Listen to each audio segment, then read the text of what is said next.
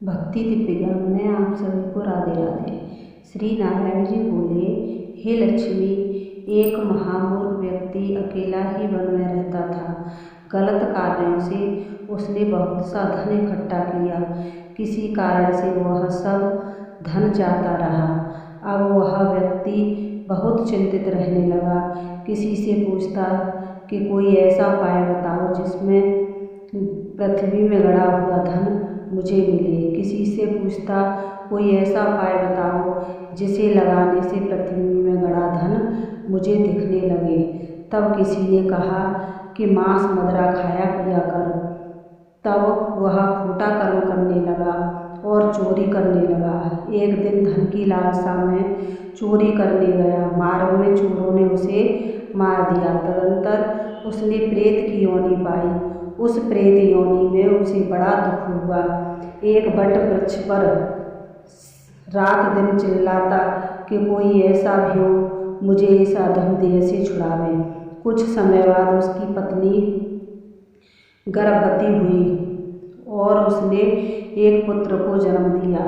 जब उसका पुत्र बड़ा हुआ तो वह एक दिन अपनी माता से उसने पूछा, मेरा पिता क्या व्यापार करता था, उसका देहांत किस प्रकार से हुआ। तब उसकी माता ने बताया कि बेटा, तेरे पिता के पास बहुत धन था, वह सब धन यूं ही जाता रहा। वह धन के चले जाने से बहुत चिंतित रहने लगा। एक दिन धन की लालसा से चोरी करने गए, लेकिन मार्ग में चोरों ने उन्हें मार डाला। तब बेटे ने कहा, हे माता, उनकी गति कराई थी। तब माता ने कहा, नहीं कराई। तब बेटे ने पूछा, हे माता, उनकी गति करानी चाहिए। माँ ने कहा, अच्छी बात है। तब वह पंडितों से पूछने गया और जाकर प्रार्थना की, हे स्वामी, मेरा पिता एक दिशा में जाकर मृत्यु को प्राप्त हुए हैं, अतः उनका उद्धार किस तरह से हो सकता है। पंडितों ने कहा, तू गया जी जाकर उनकी गति कर, तब पितरों का उद्धार होगा। यह सुनकर वह अपनी माता की आज्ञा लेकर गया को गमन किया। प्रयागराज का दर्शन स्नान करके आगे को चला। रास्ते में एक वृक्ष के नीचे बैठ गया। वहाँ उसको बड़ा भय प्राप्त हुआ। वह वही वृक्ष था जहाँ उसका पिता प्रेत योनि को प्राप्त हुआ था।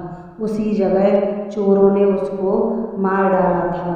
तब उस बालक ने अपना गुरु मंत्र पढ़ा और उसका एक नियम था कि वह एक अध्याय श्री गीता जी का नित्य पाठ किया करता था। उस दिन उसने श्री गीता जी के तीसरे अध्याय का पाठ उस वृक्ष के नीचे बैठकर किया, जिसे उसके पिता ने प्रेत योनि में सुना। तो सुनते ही उसकी प्रेत योनि छूट गई और उसका शरीर देवताओं के समान हो गया। स्वर्ग से विमान आए और वह उस विमान पर चढ़कर उसके सामने आया और आशीर्वाद देकर कहा, हे पुत्र, मैं तेरा पिता हूँ जो मरकर प्रेत हुआ था। तेरे इस पाठ करने से मुझे देवताओं के समान शरीर मिला है। अब मेरा उद्धार हुआ और तेरी कृपा से मैं स्वर्ग को जा रहा हूँ। अब तू गया जी को अपनी खुशी से जा। इतना सुनकर पुत्र ने कहा, पिताजी, और आज्ञा हो तो करो जो मैं आपकी सेवा करूं। तब उस देवदेही ने कहा, तेरी 7 पीढ़ियां पितर नरक में पड़े हुए हैं। अब तू श्री गीता जी के तीसरे अध्याय का पाठ करके उनको भी इस दुख से मुक्ति प्रदान कर। इतना वचन सुनकर जब वह स्वर्ग को चले गए, तब इस बालक ने वही पुनः श्री गीता जी के तीसरे अध्याय का पाठ किया और सब पितरों को उनका पुण्य देकर वैकुंठगामी किया। जो प्राणी गीता जी के तीसरे अध्याय का पाठ पढ़ता है या करता है या सुनता है, उसका फल कहाँ तक कहने में नहीं आ सकता। तब श्री भगवान जी बोले, हे लक्ष्मी, यह तीसरे अध्याय का पाठ का फल है जो मैंने तुम्हें कहा है और तुमने सुना है। बोलो जय जय श्री राधे श्याम।